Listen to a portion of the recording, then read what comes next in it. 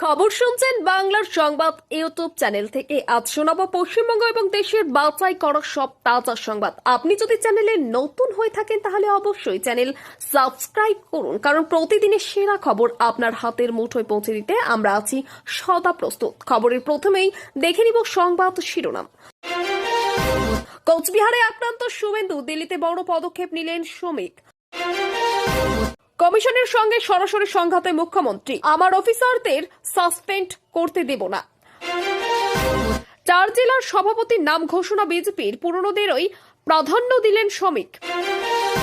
কাউকে সাসপেন্ড করব না, নির্বাচন কমিশনকে তীব্র হুঙ্কার মুখ্যমন্ত্রীর।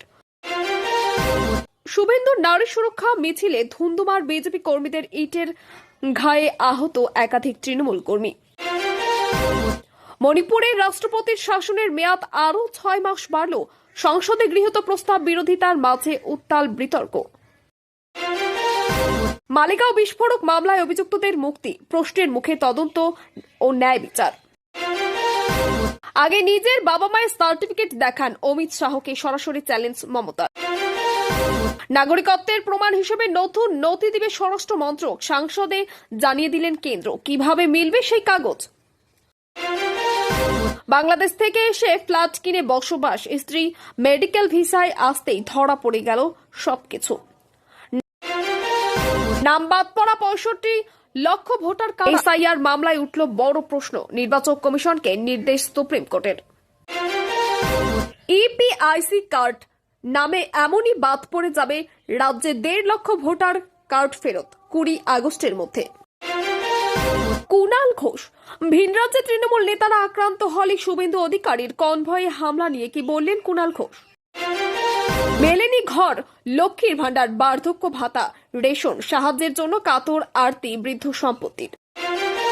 শিয়ালদহ রানাঘাট রোডে ছুটবে এসি লোকাল যাত্রী সুরক্ষায় কি ব্যবস্থা, ভাড়া কত? আজ ডিএ মামলায় সুপ্রিম কোর্টের করা পর্যবেক্ষণ, কি ঘটেছে দেখুন। কলকাতায় ফের নার্সিংহোমে শ্লীলতাহানির অভিযোগ, গ্রেপ্তার এক স্বাস্থ্যকর্মী। মোবাইল চার্জ দিতে গিয়ে মৃত্যু অন্তঃসত্ত্বা মহিলার। এতক্ষণ শুনেছিলেন সংবাদ শিরোনাম, এবার আসি বিস্তারিত খবরে। কোচবিহারে রাজ্যের বিরোধী দলনেতা শুভেন্দু অধিকারীর কনভয় হামলা নিয়ে ব্যাপক শোরগোল পড়েছে বাংলার রাজ্য রাজনীতিতে। মঙ্গলবার খাগড়াবাড়িতে শুভেন্দুর কনভয় দেখে কালো পতাকা দেখানো হচ্ছিল, তারপরেই ছোড়া হয় ইট পাথর। হামলায় শুভেন্দুর গাড়ির কাঁচ ভেঙে যায়। এই ঘটনা নিয়ে তৃণমূলের বিরুদ্ধে কড়া ভাষায় আক্রমণ করেছে বিজেপি। যদিও তৃণমূল নেতা কুণাল ঘোষের ব্যাখ্যা, রাজ্যবাসী বিজেপির উপর ক্ষুব্ধ, তাই তারা এভাবে হামলা চালিয়েছে। এই ঘটনার সঙ্গে তৃণমূলের কোনো যোগ নেই বলেই দাবি তার। বঙ্গ বিজেপির সভাপতি শ্রমিক ভট্টাচার্য নেতৃত্বে গঠিত হতে চলা নতুন রাজ্য কমিটিতে প্রাধান্য থাকতে চলেছে পুরনোদেরই, যার প্রথম ইঙ্গিত মিলল শ্রমিকের ঘোষণা করা জেলা সভাপতিদের নামই। 4 জেলার সভাপতির নাম ঘোষণা করলেন বঙ্গ বিজেপির 9 সেনাপতি, যার মধ্যে 3 জন পুরনো মুখ। বুধবার শ্রমিক 4 জেলার সভাপতির নাম ঘোষণা করেছেন। দার্জিলিং এর সভাপতি হচ্ছেন সঞ্জীব তামাং। আগে তিনি বিজেপির মুখপাত্র ছিলেন। বিজেপিতে আসেন 2018 সালে। তার আগে অবশ্য তিনি বিমল গুরুং এর অনুগামী, ফলে বিজেপির ভাবধারার সঙ্গে সম্পৃক্ত পুরনো মুখ বলা যেতে পারে। বারাকপুরের জেলা সভাপতি তাপস ঘোষ এবং বনগাঁর জেলা সভাপতি বিকাশ ঘোষ দুজনেরই পুরনো মুখ। ঘাটালের জেলা সভাপতি পদে বদল করা হয়নি, ওই পদে থাকছেন তন্ময় ঘোষ। বাংলা ভাষা রক্ষায় তৃণমূল নেত্রী মমতা বন্দ্যোপাধ্যায়ের ভাষা আন্দোলনের সরগরম জঙ্গলমহলের ঝাড়গ্রাম। ঝাড়গ্রামের মাটি থেকেই আবারও বিজেপিকে তীব্র ভাষায় হুঙ্কার শানালেন তৃণমূল সুপ্রিমো মমতা বন্দ্যোপাধ্যায়। ভাষা রক্ষায় পদযাত্রার পর সভামঞ্চে বক্তৃতায় বিজেপিকে হুঙ্কার দিয়ে তৃণমূল নেত্রী বলেন, বাংলা ভাষার উপর সন্ত্রাস মানব না, দরকারে রক্ত দেব, 1 ইঞ্চি জমি ছাড়ব না। ভোটার তালিকায় কারচুপির অভিযোগে রাজ্যের 2 ইআরও এবং 2 এইআরও কে সাসপেন্ডের নির্দেশ দেয় কেন্দ্রীয় নির্বাচন কমিশন। তবে মমতা বন্দ্যোপাধ্যায় এদিন জানিয়েছেন, কমিশনের এই নির্দেশ তিনি মানবেন না।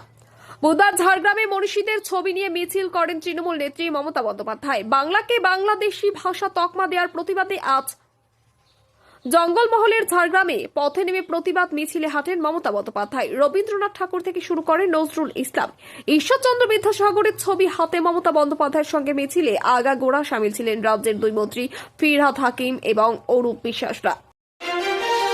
মালদা মেলেনি ঘর, লক্ষ্মীর ভান্ডার, বার্ধক্য ভাতা থেকে শুরু করে রেশন, নিত্যদিন শাক পাতা খেয়ে অভুক্ত অবস্থায় দিন কাটছে। সরকারি সাহায্যের আবেদনে পাড়ায় সমাধান ক্যাম্পে গিয়ে বিডিওর কাছে কেঁদে ফেললেন অসহায় বৃদ্ধ দম্পতি। তাদের চোখের জলেও হুঁশ নেই প্রশাসনের। তৃণমূল থাকলে কিছু সমাধান হবে না, আক্রমণ বিজেপির, সাফাই তৃণমূলের রাজনৈতিক তরজার তুঙ্গে। একদিকে যখন রাজ্যের নেতা মন্ত্রীদের বাড়ি থেকে উদ্ধার হচ্ছে কোটি কোটি টাকা, তখন এই রাজ্যে এক অসহায় বৃদ্ধ দম্পতিকে শাক পাতা খেয়ে কাটাতে হচ্ছে দিন। মেলেনি আভাস মমতা সরকারের যোজনার ঘর, লক্ষ্মীর ভান্ডার থেকে শুরু করে বার্ধক্য ভাতা, এমনকি রেশন পর্যন্ত মেলে না। পাড়ার সমাধান ক্যাম্পে গিয়ে সরকারি সাহায্যের আবেদন জানিয়ে ব্লক সমষ্টি উন্নয়ন আধিকারিকের সামনে অঝরে কেঁদে ফেললেন বৃদ্ধ দম্পতি, কিন্তু তাদের এই আবেদন কর্ণপাতই করলেন না বিডিও। এদিন আবার ঘটা করে সেই মডেল ক্যাম্প পরিদর্শনে এসেছিলেন জেলাশাসক এবং রাজ্যের পরিবহন দপ্তরের সচিব। এলাকার সব থেকে দুস্থ পরিবার বলেছেন প্রতিবেশীরাও। প্রশাসন এবং জনপ্রতিনিধিদের ভূমিকায় বড় প্রশ্নচিহ্ন। তৃণমূল থাকলে কোনো সমস্যারই সমাধান হবে না খোঁচা বিজেপির। শুরু হয়েছে তরজা। রাজ্যের স্বাস্থ্য ব্যবস্থায় ফের উঠল প্রশ্ন। এক নার্সিংহোমে আধচেতন অবস্থায় ভর্তি এক মহিলার শ্লীলতাহানির অভিযোগ উঠল এক স্বাস্থ্যকর্মীর বিরুদ্ধে। অভিযোগের ভিত্তিতে অভিযুক্তকে গ্রেপ্তার করেছে কলকাতা পুলিশ। ঘটনাটি ঘটেছে দক্ষিণ কলকাতার একবালপুর এলাকার একবালপুর নার্সিংহোমে। অভিযুক্ত ব্যক্তি আব্দুল সুবহান, বয়স 33 বছর, ওই নার্সিংহোমের গ্রুপ ডি কর্মচারী। পুলিশ সূত্রে জানা গেছে গত শনিবার এই ঘটনাটি ঘটে। অভিযোগকারিণী মহিলাকে 3রা আগস্ট ওই নার্সিংহোমে ভর্তি করা হয়েছিল পিত্তথলিতে পাথর অপসারণের অস্ত্রোপচারের জন্য। ঘটনার সময় সকাল থেকে 11:40 ওই সময় মহিলাকে সাধারণ ওয়ার্ড থেকে 3য় তলার ডুয়াল কেবিনে নিয়ে যাওয়া হচ্ছিল। অভিযোগ, সেই সময় তিনি আধচেতন অবস্থায় ছিলেন। সেই সুযোগে কেবিনের ভিতরে যখন কেউ ছিল না, তখন অভিযুক্ত কর্মী তার ঠোঁটে চুম্বন করে বলে অভিযোগ।